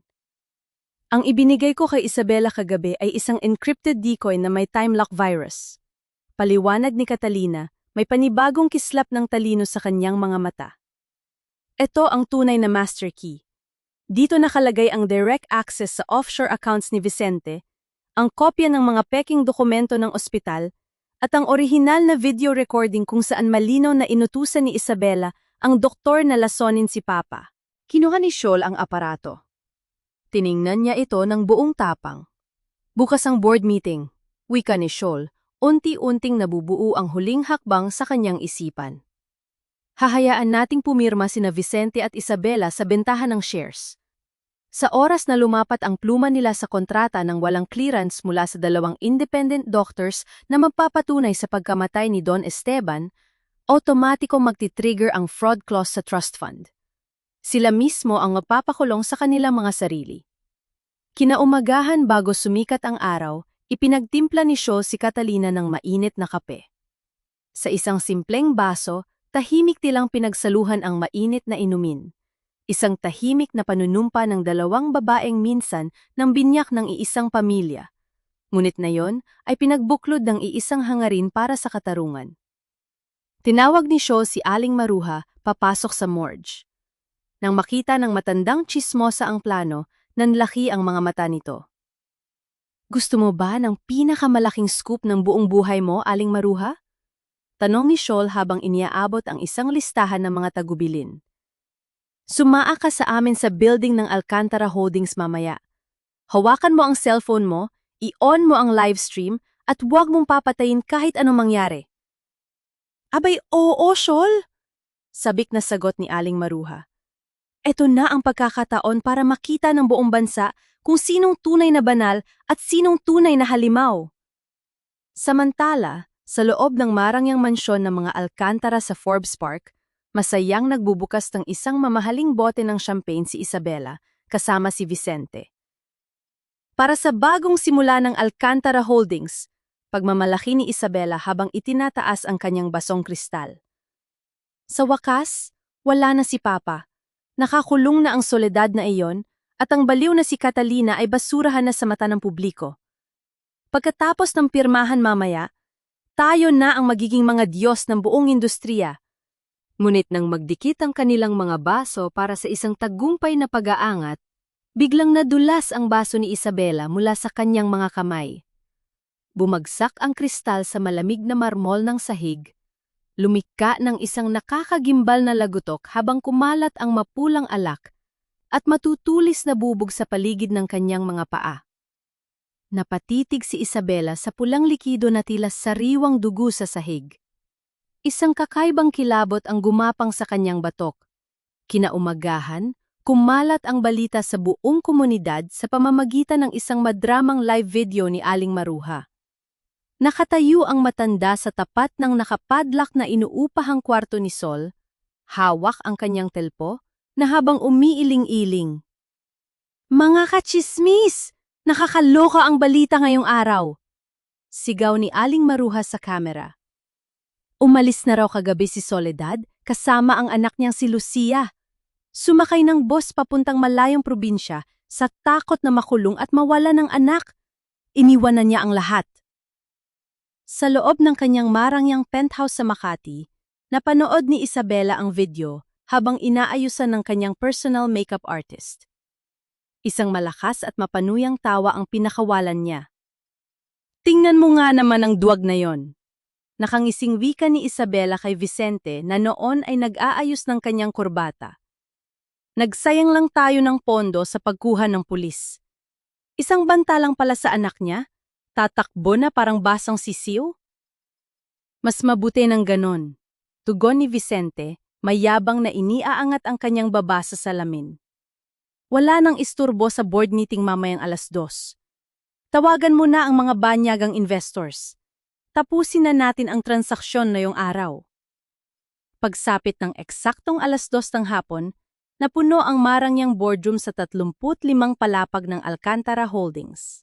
Nakapaligid sa mahabang mahogany table ang mga miyembro ng Board of Directors, mga dayuhang mamumuhunan na nakasuot ng mga mamahaling coat, at si Doña Pilar na nakaupo sa sulok habang marahang pinipisil ang kanyang mamahaling perlas na kwintas.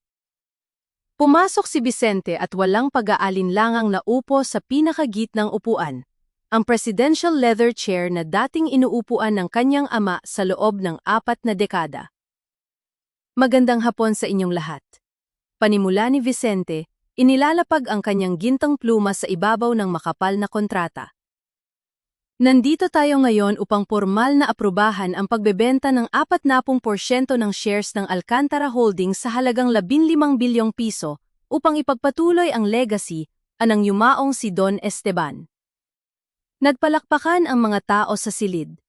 Kinuha ni Isabela ang kanyang compact mirror, inayos ang matingkad na pulang lipstick sa kanyang mga labi at tinitigan ang kanyang sariling refleksyon ng may labis na pagmamalaki. Sa kanyang isip, wala nang sinuman sa mundong ito ang makakahadlang sa kanilang tagumpay. Subalit bago pa man maiabot ng sekretarya ang kontrata, tumayo ang punong legal counsel ng pamilya si Ate Mendoza.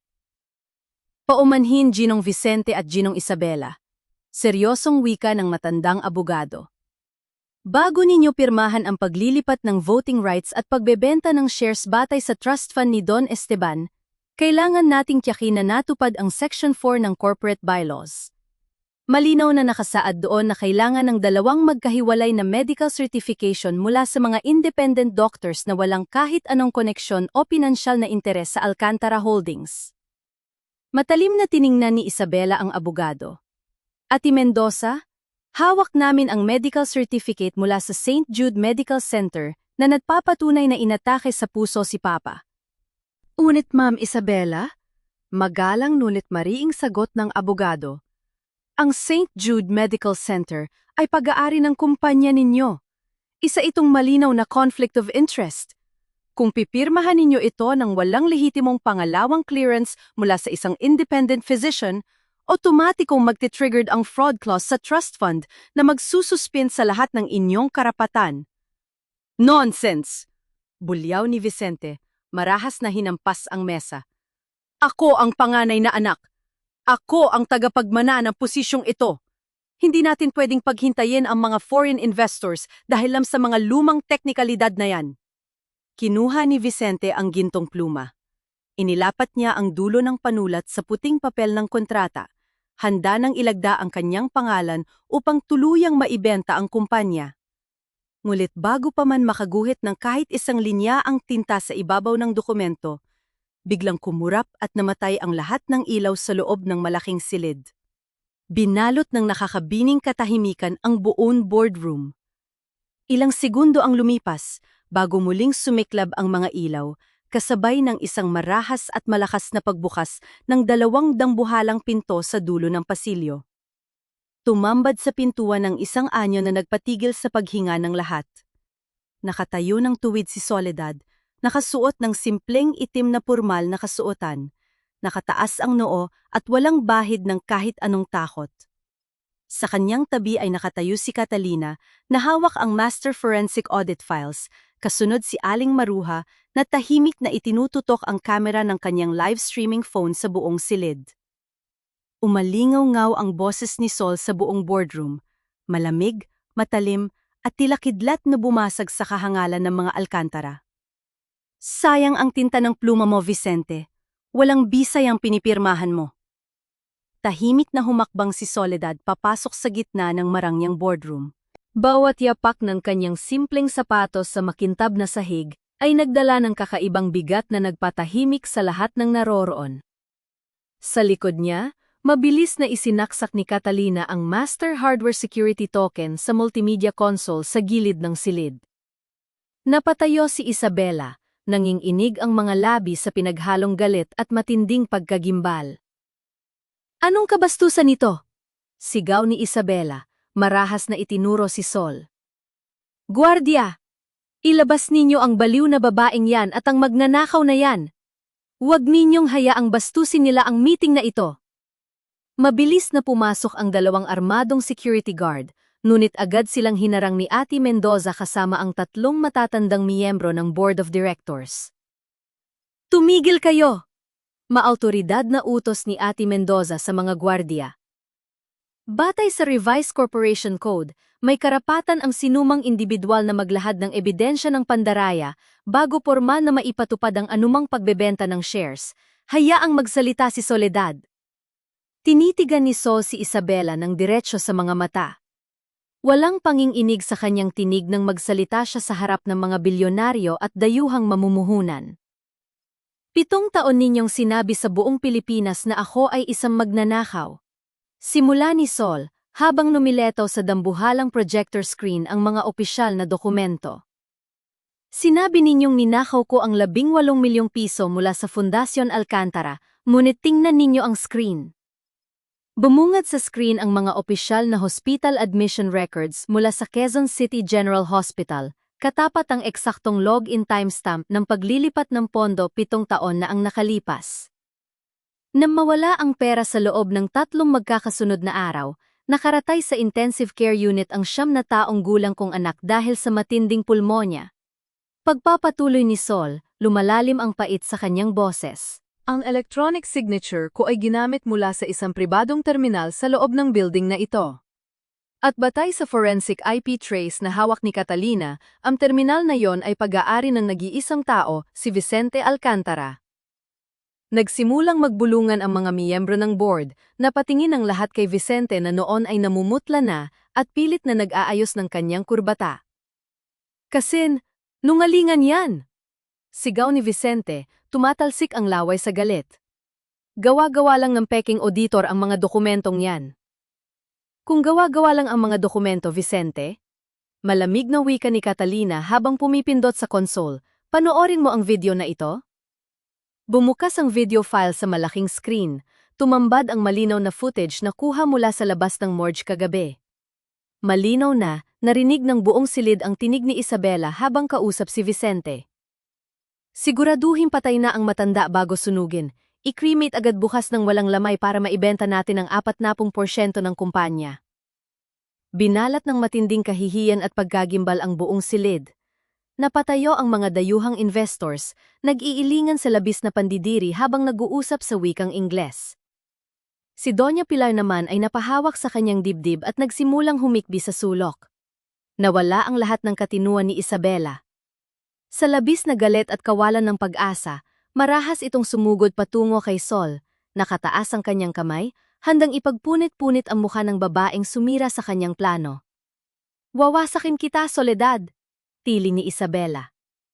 Subalit bago pa man dumampi ang palad ni Isabela, mabilis na iniyangat ni Sol ang kanyang kaliwang braso at buong lakas na hinawakan ang pulso ni Isabela sa hangin. Nanigas si Isabela. Naramdaman niya ang bakal na higpit ng mga kamay ni Sol, ang mga kamay ng isang inang nagtiis ng 7 taon ng impyerno. Huwag na huwag mo akong hahawakan ng marumimang kamay, Isabela. Bulong ni Sol, nanlilisik ang mga mata ngunit kalmado ang boses.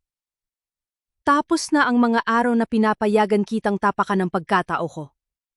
Marahas na itinulak ni Sol ang braso ni Isabela pabalik, dahilan upang mapaatras ito at pumagsak sa isang bakanting silya. Nanginginig ang buong katawan habang nakatitig sa screen kung saan kitang-kita ng buong bansa sa livestream ni Aling Maruha ang kanyang pagkawasak. Biglang tumawa si Vicente ng napakalakas, isang tawang parang nasisiraan na ng bait. Itinaas niya sa hangin ang kontratang may basang tinta ng kanyang lagda. Wala kayong magagawa. Kahit anong ebidensyang ilabas nyo, napirmahan ko na ang kontrata. Sigaw ni Vicente, nanlilisik ang mga pulang mata. Ako na ang may-ari ng voting rights. Opisyal nang naibenta ang shares. Mayayaman pa rin kami at kayo ay mananatiring mga hampas lupa. Tinitigan siya ni Soledad ng may kakaibang habag at malamig na ngiti sa kanyang mga labi. Tingnan mo ulit ang pinirmahan mo, Vicente. Dahan-dahang inayos ni Ate Mendoza ang kanyang salamin sa mata bago humakbang papalapit sa tapat ni Vicente. Hawak ng matandang abogado ang opisyal na kopya ng orihinal na living trust ni Don Esteban. Ginoong Vicente, formal at walang emosyong pahayag ni Ate Mendoza. Dahil pinirmahan mo ang kontrata ng walang dalawang lehitimong medical clearance mula sa mga independent doctors, otomatikong na-activate ang Section 9 ng Trust Fund, ang Fraud and Unauthorized Transfer Lock. Nang unot ang no ni Vicente habang hawak ang kontrata. Anong ibig sabihin niyan, Mendoza? Ang ibig sabihin nito, patuloy ng abogado, ang kontratang pinirmahan mo ay walang legal na bisa. Bukod pa ron, sa ilalim ng parehong probisyon, ang lahat ng iyong voting rights, ang iyong 30% ng shares, at ang lahat ng corporate accounts na nakapangalan sa iyo ay opisyal nang naka-freeze simula sa mismong minutong ito. Kasabay ng mga salitang iyon, sunod-sunod na nagliwanag ang mamahaling telepono ni Vicente sa ibabaw ng mesa. Puno ng mga pulang notification mula sa bangko ang screen, account suspended, credit facilities revoked, transactions blocked, nalaglag ang pluma mula sa mga kamay ni Vicente. Namutla siya, at ang kanyang mga tuhod ay tuluyang nanghina dahilan upang mapaupo siya pabalik sa silya. Nang makita ni Isabela ang mga notification sa telepono ng kanyang kapatid, tuluyan ang sumabog ang kanyang katinuan. Marahas niyang hinablot ang kurbata ni Vicente at buong lakas itong inugas sa harap ng lahat ng miyembro ng board. Tanga ka, Vicente! Walang kwenta kang lalaki! Sigay ni Isabela, tumatalsik ang laway sa labis na poot. Sinabi ko sa'yo na siguraduhin mo ang lahat, dahil sa katangahan mo, nadamay ang buong yaman ko, nilubog mo ako sa impyerno.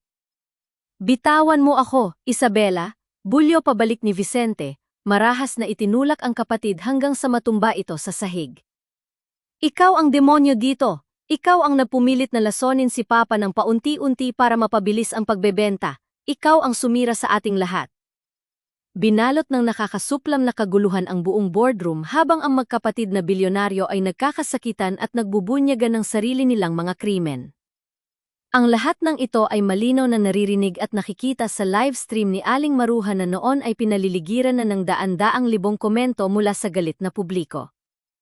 Tiningnan ni Soledad ang magkapatid na nag-aaway sa sahig na parang mga asong nag-aagawan sa isang bulok na buto. Nasaan na ngayon ang danggal ng pamilya Alcantara na ipinagmamalaki ninyo? Malamig na tanong ni Sol, ang boses ay puno ng habag at panunumbat. Ito ba ang pamilyang pinrotektahan ninyo kapalit ng buhay ko at ng anak ko?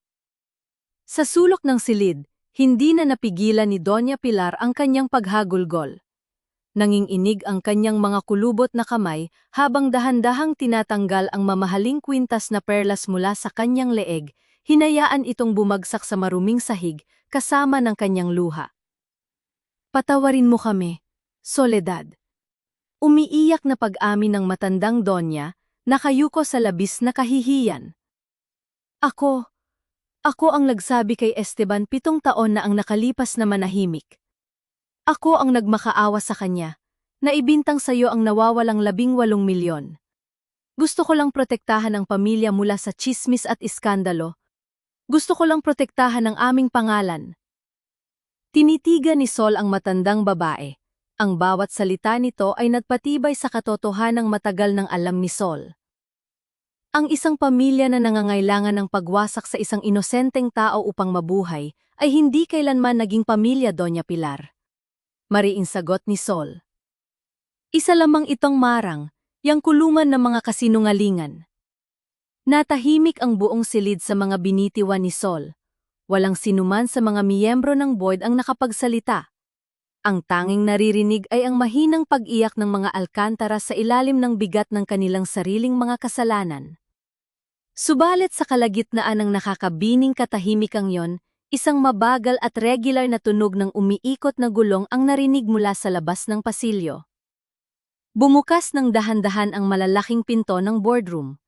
Isang garalgal, paos, ngunit pamilyar at maautoridad na tinig ng isang matandang lalaki ang umalingaw sa buong silid, nagpatigil sa tibok ng puso ng bawat taong naroroon.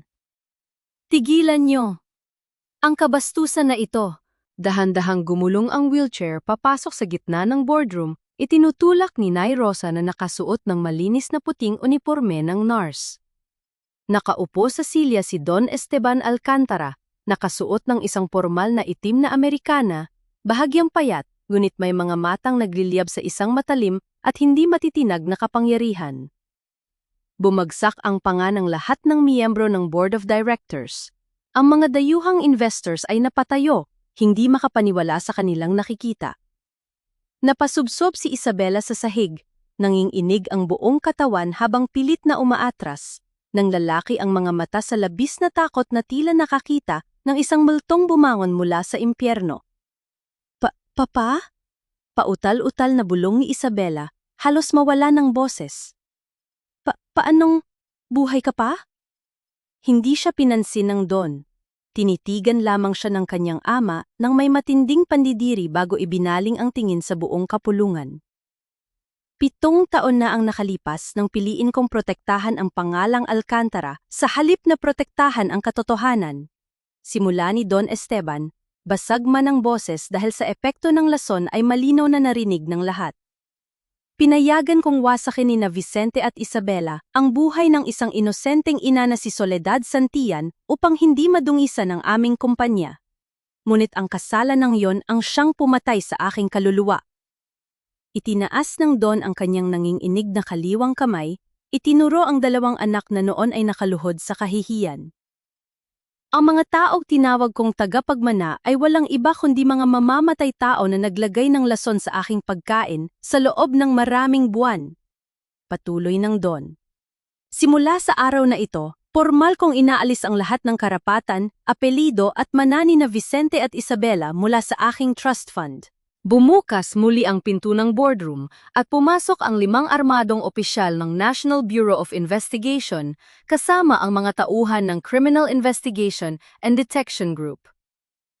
Vicente at Isabela Alcantara, anunsyo ng hepe ng NBI habang inilalabas ang mga posas. Inaaresto namin kayo sa mga kasong attempted parricide, illegal detention, falsification of public documents at qualified theft. Nagsisigaw si Isabela habang pilit na kinakaladkad palabas ng mga ahente. Papa! Patawarin mo ako, Papa! Huwag mo akong ipakulong! Ngunit hindi na lumingon si Don Esteban. Si Vicente naman ay tuluyan ng nanlupaypay, tahimik na dinala palabas habang nakatitig sa kawalan. Nang muling manahimik ang silid, dahan-dahang inabot ni Don Esteban ang kamay ni Catalina na noon ay umiiyak sa tabi ng mesa. Catalina! Basag ang tinig ng matanda habang mahigpit na hinahawakan ang mga daliri ng kanyang anak sa labas. Sa harap ng pamilyang ito at ng buong batas, kinikilala kita bilang aking tunay na anak. Hinding-hindi ka na muling magtatago sa dilim. Humagulgol si Catalina at yumakap sa balikat ng kanyang ama. Isang yakat ng 39 na taon ng pangungulila na sa wakas ay nabigyan ng liwanag. Huling ibinaling ni Don Esteban ang kanyang tingin kay Soledad. Nanginig ang mga labi ng matandang bilyonaryo. Gamit ang natitira niyang lakas, Dahan-dahan niyang iniyuko ang kanyang ulo sa harap ni Sol, isang pagyuko ng pinakamakapangyarihang tao sa industry at sa harap ng isang babaeng naglilinis ng mga patay. Inilabas ni Ate Mendoza ang isang opisyal na deed of absolute transfer ng shares at inilapag ito sa harap ni Sol. Soledad, umiiyak na pagsusumamo ni Don Esteban. Kinuha ang magaspang at may mga sugat na kamay ni Sol at marahang idinampi ang kanyang mga labi rito. Hindi sapat ang salitang patawad para sa 7 taon ng impyerno na ibinigay ko sa iyo at kay Lucia. Narito ang 30% ng buong Alcantara Holdings, nagkakahalaga ng mahigit 12 bilyong piso. Iyo na ito. Gamitin mo ito upang mabigyan ng pinakamararangyang buhay ang iyong anak. Napatitig ang lahat ng miyembro ng board sa dokumento. Sa isang ladda lamang, si Soledad Santillan, ang dating hampas lupang pinaratangan ng pagnanakaw, ay magiging isa sa pinakamayayamang babae sa buong babansa. Tinitigan ni Sol ang gintong pluma na iniabot sa kanya. Dahan-dahan niyang hinawakan ng panulat, naramdaman ang lamig ng ginto sa kanyang mga daliri. Tiningnan niya ang halaga ng salapi sa papel, at muling nagbalik sa kanyang alaala ang mukha ni Lucia.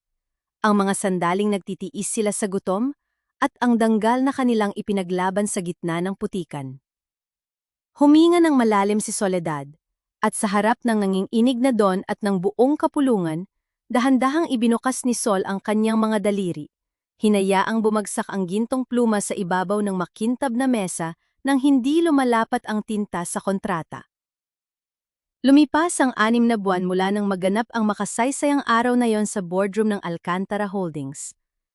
Ang bagyo ng kahihiyan, kasinungalingan at put na bumalot sa buhay ni Soledad sa loob ng 7 taon ay tuluyan ang napalitan ng isang mapayapa at maliwanag na umaga. Hindi tinanggap ni Sol ang 12 bilyong pisong halaga ng shares. Sa halip, bago niya lisanin ang kumpanya, humingi siya ng 2 formal na kondisyon.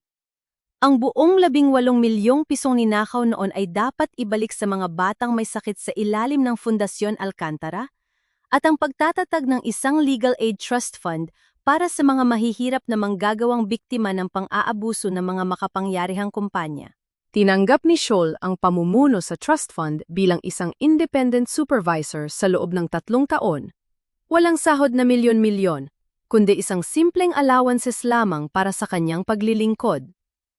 Sa loob ng Correctional Institution for Women sa Mandaluyong, nakaupo si Isabela sa sulok ng kanyang masikip na selda.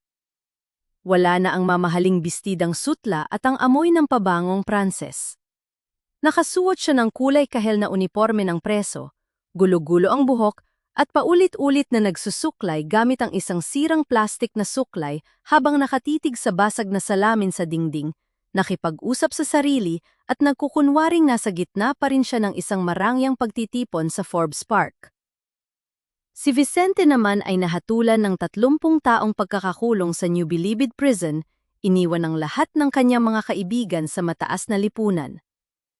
Ang kanilang kasakiman ang mismong naging rehas na sumakal sa kanilang kalayaan. Sa isang pribadong rehabilitation center sa Tagaytay, dahan-dahang gumagaling si Don Esteban. Hindi na muling nakalakad ng tuwid ang matanda, ngunit may kapayapaan na sa kanyang mga mata. Bawat linggo, tahimik na bumibisita si Catalina upang dalhan siya ng mga paborito niyang prutas. Hindi madaling mabura ang 39 na taon ng sakit at pagtatago, at may distansya pa rin sa kanilang pag-itan. Ngunit sa bawat marahang pagpisil ng Don sa kamay ng kanyang anak, unti-unting naghihilom ang mga sugat ng nakaraan. Natutunan ng bilyonaryo na ang pinakamalaking pagkakamali sa kanyang buhay ay ang maniwala na kayang bayaran ng pera ang pananagutan ng isang ama. Samantala, sa isang simpleng komunidad sa Quezon City, maaliwalas ang simoy ng hangin sa labas ng bagong tayong community clinic na pinamamahalaan ni Nay Rosa kasama si Sol. Nang maggapit hapon, naglakad si Soledad patungo sa kanto upang sunduin si Lucia mula sa eskwelahan. Nakasuot ang kanyang anak ng malinis na uniporme, may nakasukbit na medalya ng karangalan sa dibdib at may mga matang nagliliwanag sa pag-asa. Habang naglalakad sila sa gilid ng kalsada, Narinig nila ang matinis na boses ni Aling Maruha mula sa kanyang karinderya na abalang nagla-livestream habang nagtitinda ng merienda. Ay naku, mga kachismis! Huwag yun ang tatawaging kawawa si Sol! Malakas na sigaw ni Aling Maruha sa kanyang kamera habang ipinagmamalaki si Sol sa mga manonood. Bilyones ang inihain sa lamesa niya ng mga alkantara, pero tinanggihan niya. Bakit ka mo? Dahil ang babaeng marangal, hindi nabibili ng kahit anong yaman sa mundo. Napangiti si Sol at marahang umiling. Hindi na siya nasasaktan sa mga usap-usapan dahil alam niya na ang katotohanan ay hindi na kailanman mababali ng bibig ng iba. Huminto ang mag-ina sa isang maliit na cart sa tabi ng kalsada upang bumili ng mainit na isaw at palamig. Masayang kumakain si Lucia habang nakahawak sa braso ng kanyang ina. Ma? Mahinang tanong ni Lucia habang nakatingin sa papalubog na araw na nagpinta ng kulay kahel at lila sa kalangitan. Minsan po ba naisip mo, bakit hindi natin kinuha ang bilyones? Pwede sana tayong tumira sa mansyon at sumakay sa magagandang kotse? Huminto si Soledad sa patlalakad. Tinitigan niya ang magandang mukha ng kanyang anak, ang mukhang nagbigay sa kanya ng lakas upang mabuhay sa gitna ng 7 taon ng kadiliman. Marahan niyang hinaplos ang pisngi ni Lucia. Lucia, anak. Masuyong paliwanag ni Sol, puno ng init at kapayapaan ang kanyang tinig. Ang perang galing sa kasalanan at kasakiman ay may kasamang sumpa ng bangungot. Kung kinuha natin ang yaman nila, araw-araw tayong gigising na may takot sa ating puso. Ang tunay na yaman, anak, ay ang kakayahang matulog ng mahimbing sa gabi dahil alam mong malinis ang iyong konsensya, buo ang iyong dangal, at walang sinumang tao ang makapagsasabing pag-aari ka nila. Yumakap si Lucia sa tagiliran ng kanyang ina. Proud na proud po ako sa'yo, ma. Ikaw ang pinakamayamang nanay sa buong mundo para sa akin. Mahigpit na pinagsalikop ni Soledad ang kanyang mga daliri sa kamay ng kanyang anak. Sa gitna ng lumalalim na gabi, naglakad ang mag-ina pauwi sa kanilang maliit ngunit maliwanag na tahanan. Hindi na muling yuyuko si Soledad Santillan, ang babaeng minsang itinapon sa burak, ay naglakad ng may mataas na malaya, payapa, at nagtataglay ng isang dangal na kailanman ay hindi maangkin ng kahit anong ginto sa daigdig.